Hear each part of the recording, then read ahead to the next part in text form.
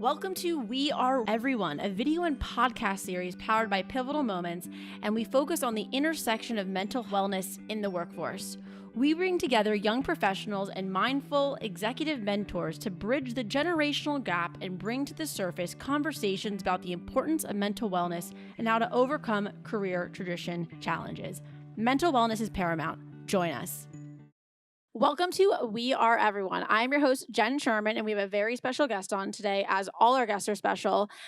We have my good friend, Dale. She is the co-founder of Goodworld, founder of Goodworld, hey. And today we're going to be talking about a lot of different things, social entrepreneurship, mental recess, introducing a new term to our audience today, and just overall how to do good to our world. Right? So Dale, want to start with telling us a little bit about yourself?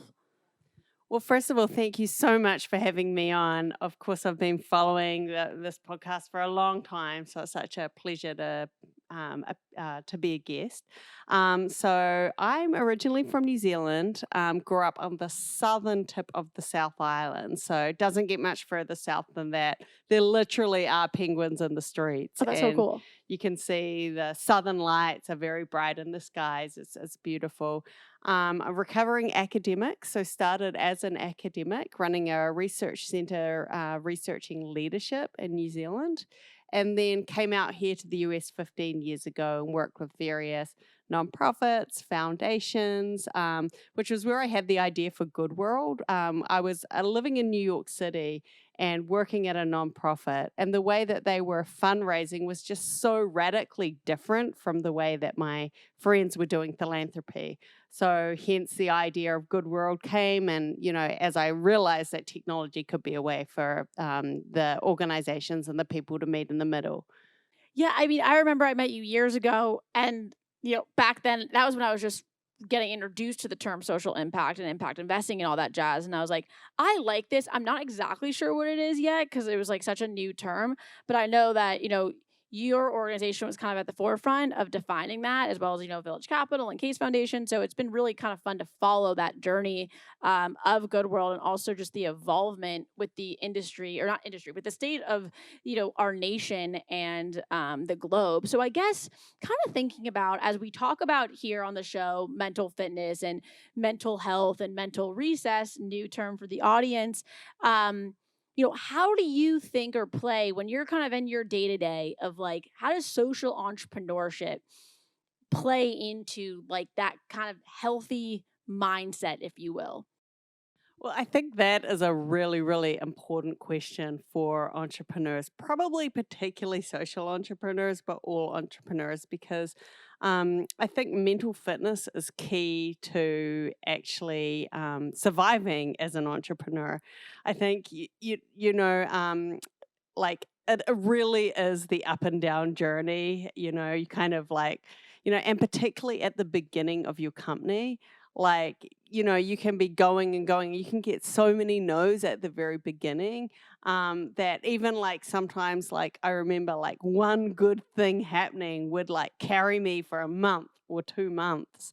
So I think like a really big part of that is having an optimistic outset, and also having a willingness to be able to live in an uncertain environment. And I think, there's all sorts of different skills that I've tried and tested over time that have helped kind of maintain that positive mindset that I think is so necessary. No, I mean, I think that's a really good point. I think for me, starting my business about 5 years ago, in my mid-20s, and I would say mid-20s because I think 20s are a very interesting time period in life. I mean, that's all I know so far, right? Because I'm going to turn 30 soon. So I only know the 20s. And teens and all that jazz. But anyways, I think like the skills that I acquired in my mid-20s, starting my own business, was a very different skill set if I chose not to.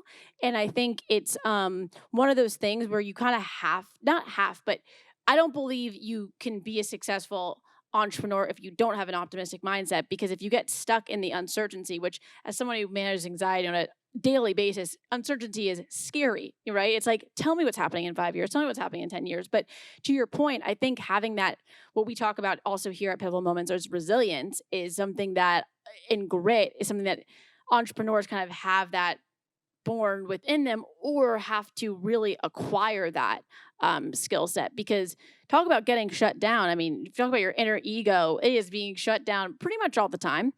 And then you have that win and holding on to that win, but going back to like the mission and reason of to why you're here and why you made that decision and leap. So I think that's a really good point, Dale. Yeah, no, and I mean it was really interesting when I came out over here, I was working for like nonprofits and foundations, but I think like a litmus test for me has always been like how do I do the most good possible and make the biggest contribution while we're here, and that's where I kind of I'd like worked in the academic field and education. I'd worked in the nonprofit field, and I think both of those are really, really can be really, really impactful. But for me, like the next thing that I thought I really wanted to test was business. Like, how much change can you actually make as a business owner, and how can business be like a force for good in the world? And that's where we've kind of been focused really now as a company. But again, like the learning journey that I went from like over that period, and much of it also inside of being an entrepreneur. We first started with working with nonprofits on fundraising and community building. We still work with nonprofits on fundraising and community building. But because we've been in the business also for about 5 years, markets change. And all of a sudden, and inside of that industry, there was like, the competition became fierce of people who was doing that. So you kind of get this oh no moment as a business owner and an entrepreneur. What am I going to do? And you have to adapt and change. And I think it's what so many entrepreneurs and so many people in general had to go through during the pandemic. And I think like some of these exercises and things that we can put in place in our lives, and just really small things, can really help us have that mental fitness, so we don't need to so we don't need to kind of get into a place where our mental health perhaps isn't as good because we're going through the ups and downs of our business. Exactly. Or, with a lot of stuff is control, right? A lot of people have a lot of angst comes from the lack of control. And so something where it's like, I've always focused so much on my business because it's something that I can mostly control, right? It's me, myself, and I. And of course, there's partners, clients, and all that jazz, but it's in my control. And the thing is where it's scary about was intimidating about the pandemic is that was so out of our control. But I think being able to manage, but having that control of my business throughout the pandemic was actually more of a relief to me, because I had that consistency of I can control my environment. And if I need to, come up with something that I need to sell on the street in order to put food on my table, I can do that, versus feeling helpless where it's like everything's spiraling. I think to your point of change and having to pivot and having to adapt, it's like I think that we sometimes as humans get so caught up in the idea that we had, and it's really hard for us to adapt or change.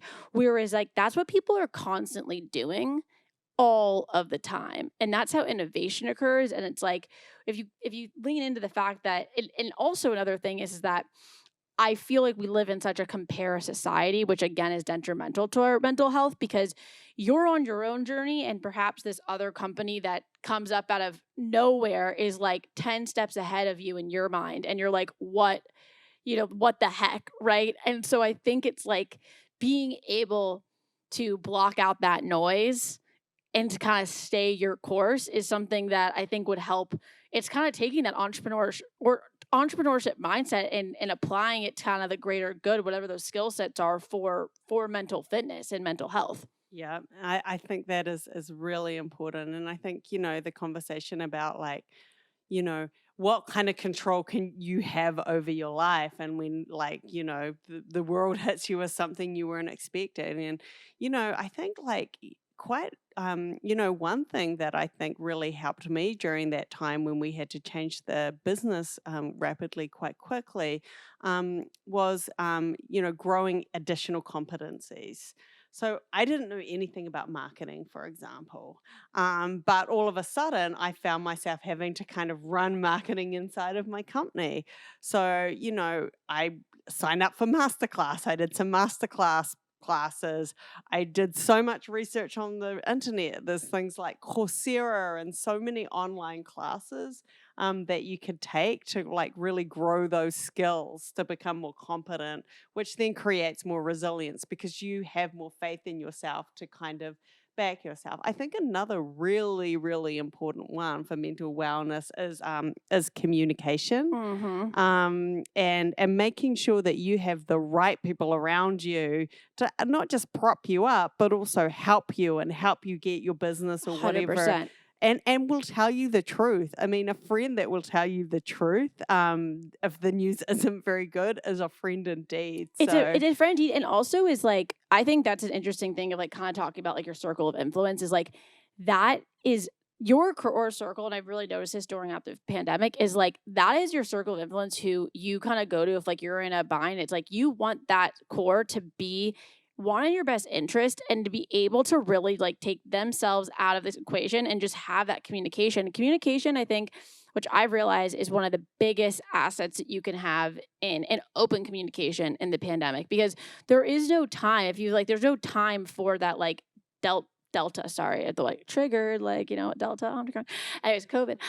But like there's not room for that anymore because we are living in this virtual world and it's like things can be when we had Rain Steinberg on from ARCA and he said he was like, I don't like the Slack culture is like it could be really detrimental in a corporation because like things can get so misconstrued. Like even one of my clients today was like, I'm so sorry if I sounded negative across like talking about something. And for me, I'm like, I didn't take any of it personally. I'm like, he's just trying to get into the data. Like I was like, I love this. I didn't take any of it personally, but it's interesting. He thought to me that he was being negative or coming across a certain way. I'm like, this is why we need to pick up the phone. And I think to your point, communication is so important. Who you surround yourself by is just like beyond. And that kind of goes into our next topic of what we talk a lot about at Pivotal Moments is mental fitness, as we've spoken about before. And I would love to think of like this is something. What do you think about when you hear the term mental fitness?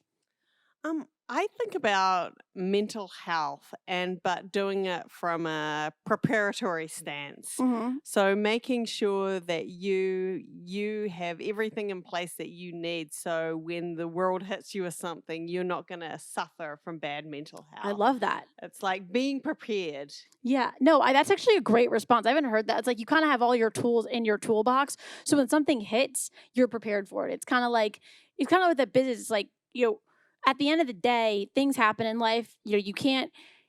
Things can happen tomorrow, but it's the matter of how you're going to handle it and move forward, right? It's like the resilience aspect and how you view that. I mean, and I think having the business while life's happening around you, it's one of those things where it's like I can't shut down, but perhaps sometimes not shutting down is a good thing because you're building you're strengthening your mental fitness muscle in order to push through and move forward. Yeah. And I think that's such a great point. And I think, for you, that is really important.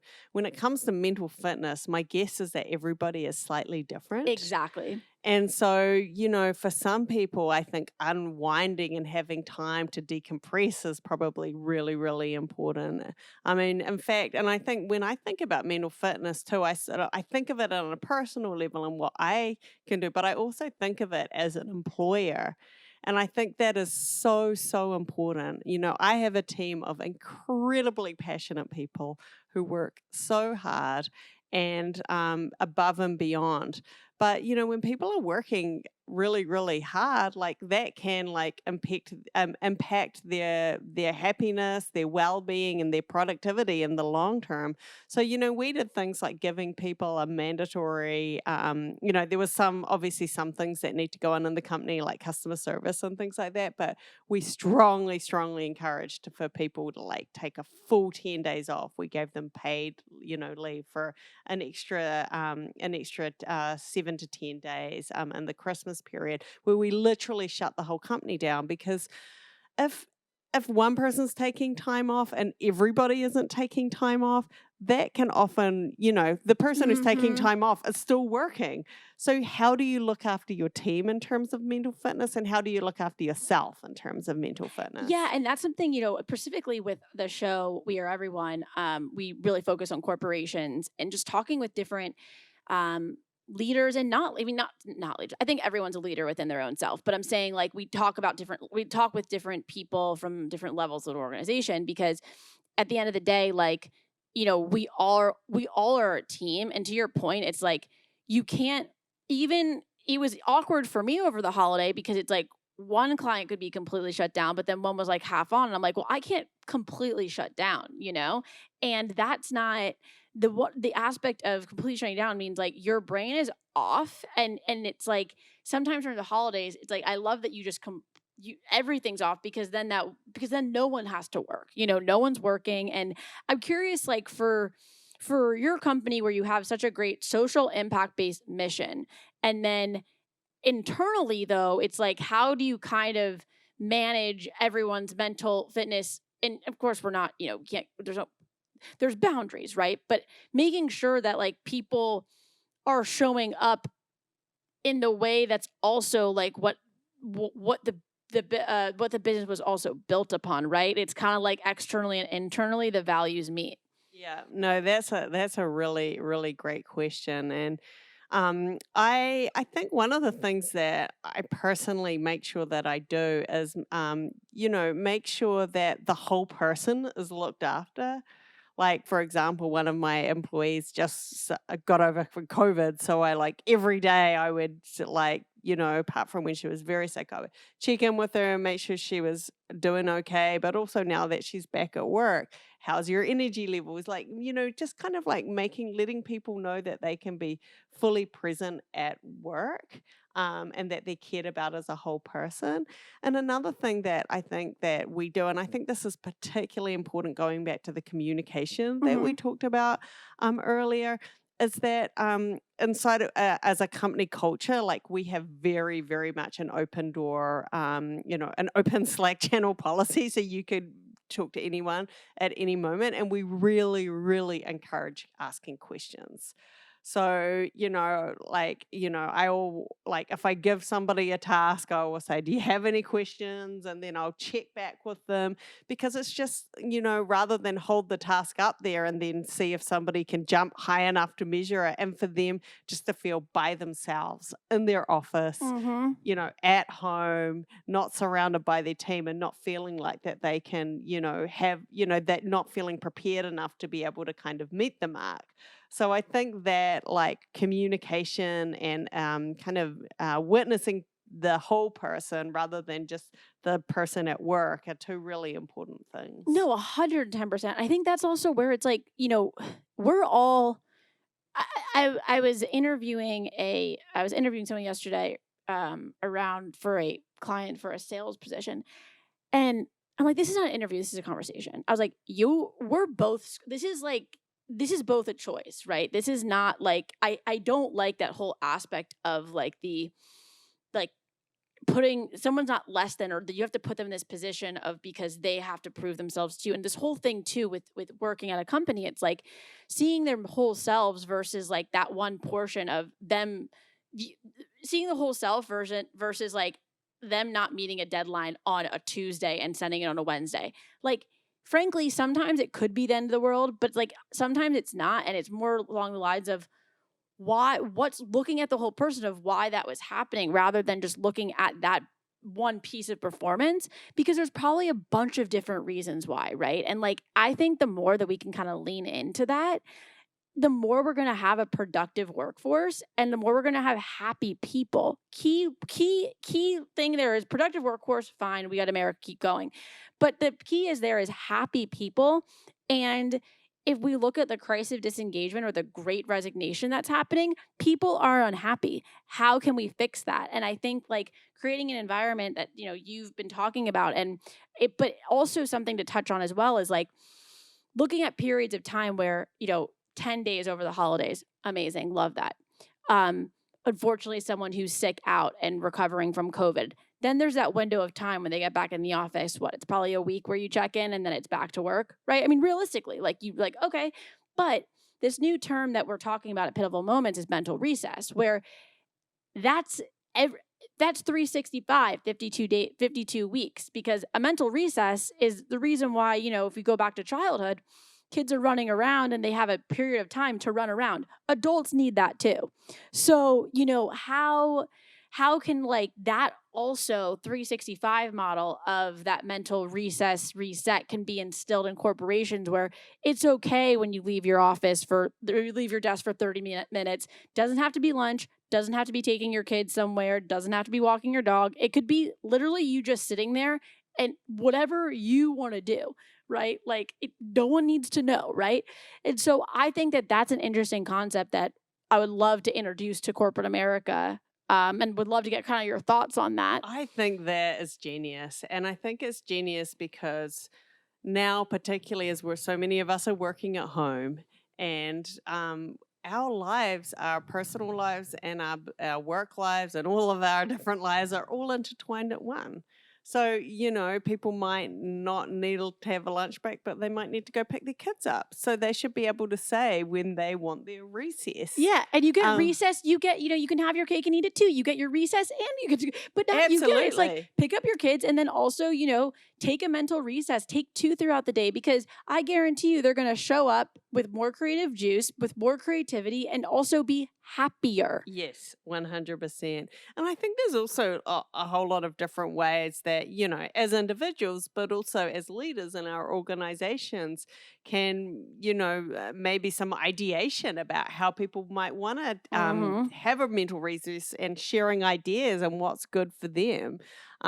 One thing that's really good for me that I do to take a mental recess if I don't have much time is just 1 to 3 minutes of mindfulness, putting my meditation timer on my phone and sitting there and just breathing and trying to detach from all of these thoughts that are running around in my head. And that's particularly if I have to make a transition in my work.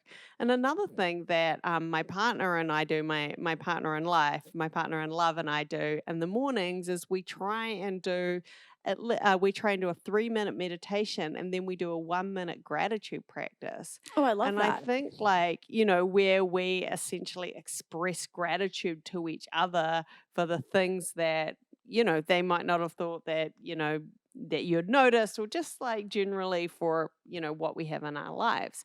And I think that puts, that really helps to put, and focus my mind on all the great things that we have already, and in a kind of more that abundance mindset, noticing the good things, working on the good things. And not to say that we don't need to work on the things that aren't working.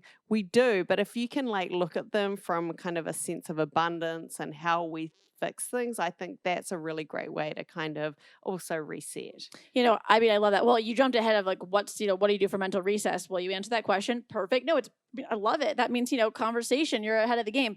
But to your point it's funny, my partner and I, love partner, not, partner, whatever, he tries to do the meditation thing as well. And I'm up and at it. So it's a halfway thing right now where it's he's meditating. I'm meditating. And I'm he's meditating and I'm down here ruffling around, lights on, making breakfast, jumping to work out. I'm maybe I should take a chapter out of Dale's book here and lean into that practice. Because I feel to your point, you set the intention very positively for the day, because I think at the end of the day, it's kind of if you don't set that intention like you did in the beginning of the day, at the end of the day, when you are out at gas and you are kind of running on fumes, then it kind of flips to negativity.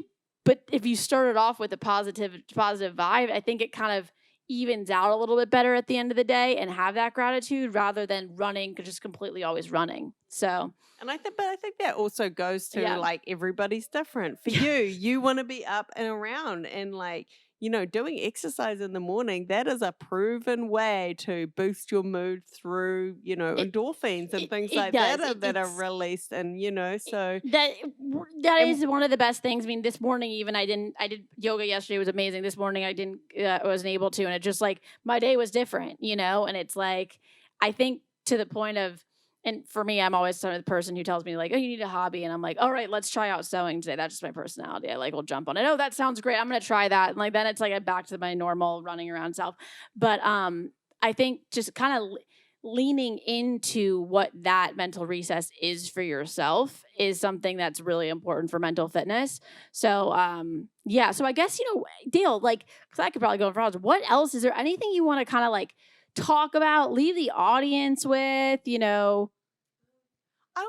I would just say that I think that this is an incredibly important topic, and it's incredibly important always. But right now, with all the changes that are going on at work, it's really, really important. And and as leaders of organizations, it's obviously important for retention and employee engagement and things like that.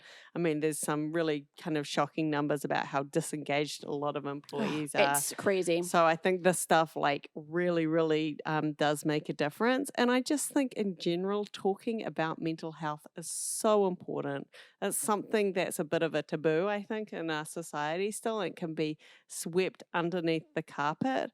But the more that we talk about it and the more that people are prepared to put their hands up and say, okay, well, I'm struggling right now. I might be feeling a bit of a sense of burnout, like whatever it is, I need to do something about it. And for that to be okay, that's like being able to put your arms around something like before something drastic happens. So, make a safe place to have a conversation, welcome people's feelings and thoughts. I mean, I know that we don't often do this in the corporate environment, and these are very soft skills and all of that sort of thing, but they are very, very important, I think, right now for for a growing and thriving team. And just I think is treating people like people. You could be it's even as like thoughtful as like someone you have directly on your team, or if you're working with a partner or someone on the street, it's like even just someone on the street you don't have, like, just treat people with grace, because at the end of the day, like, you don't know what's going on with them. And